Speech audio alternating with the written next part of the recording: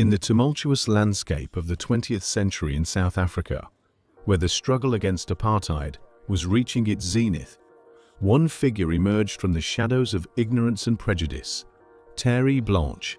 His life and beliefs were a reflection of the deep-seated racism that permeated society, shaped by personal experiences and societal influences. This is the story of Terre Blanche, a man whose ambition for a white-only state led him down a dark path of hatred and ultimately to his demise. Terre Blanche was born in 1940s in a small, predominantly white town in the Western Cape. He grew up in a household steeped in the values of racial superiority, where his father, a local farmer, often spoke of the threat posed by black South Africans. The ideology of racial segregation was not only the norm but was embedded in the fabric of everyday life. As a child, Terre was influenced by these sentiments, absorbing the prejudices of his community through both familial teachings and the pervasive media of the time. His formative years were marked by a lack of exposure to diverse cultures and races.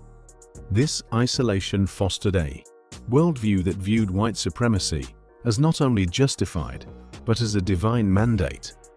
He came to believe that the purity of the white race must be preserved at all costs, leading to a fixation on creating a homogeneous society.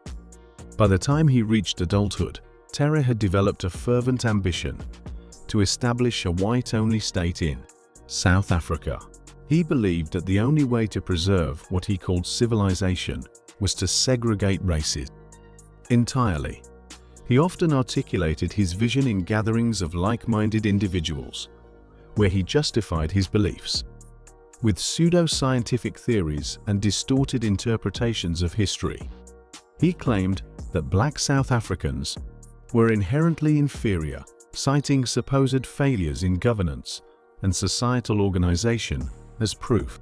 To Terre, the struggle for a white-only state was a noble cause, one that would protect the future of his children and ensure the legacy of his ancestors. He began to organize rallies, using fiery rhetoric to rally support. Terre founded a fringe group that espoused his beliefs, attracting a small but fervent following.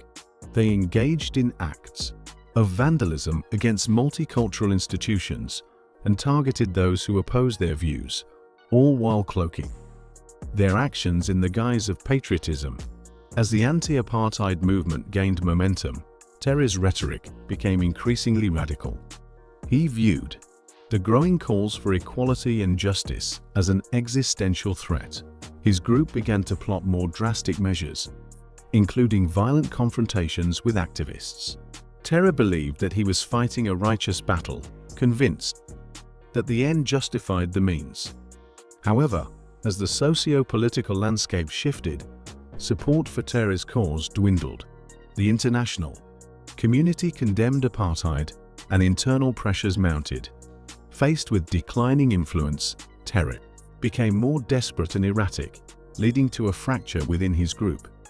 Some former followers distanced themselves, fearing the escalating violence and the potential backlash from the authorities. In the late 1980s, as apartheid began to crumble, Terre's mental state deteriorated. He became increasingly paranoid, convinced that he was being hunted by both the government and former allies. In a final act of desperation, he planned a violent uprising, convinced that he could spark a revolution that would restore white supremacy in South Africa. He died on April 3, 2010. He was killed at his farm in the Northwest Province during a dispute with two farm workers. The workers were reportedly involved in a robbery, and an altercation ensued, leading to Terre Blanche's death. He was found with severe head injuries, and his death sparked significant media attention and controversy, highlighting issues around race, land rights, and the legacy of apartheid in South Africa. Following his death, there were both expressions of support from his followers and condemnation from those who opposed his views. His death marked the end of a misguided life, consumed by hatred and a refusal to adapt to a changing world. In conclusion, Terre Blanche's story is a cautionary tale of the dangers of extremism and the destructive power of racial hatred.